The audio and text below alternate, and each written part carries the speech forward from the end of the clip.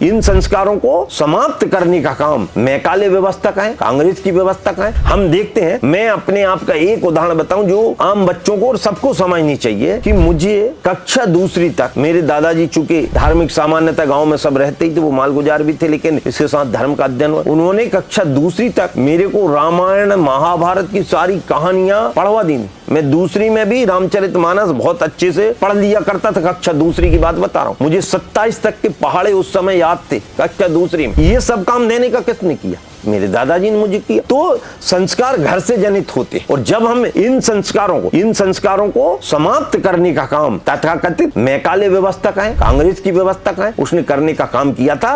लेकिन अब पुनर्स्थापित रोग जब हो जाता है तो उसको दूर करने में समय लगता है, लेकिन मोदी जी का संकल्प है। और अब हम ये विकसित भारत का मॉडल देख रहे हैं, तो हमारे भारत, अब भारत में नहीं, आज भारत के डॉक्टर्स अमेरिका में सबसे ज्यादा झंडा गड़ा के बैठे हैं। ये भारत की विशेषता है।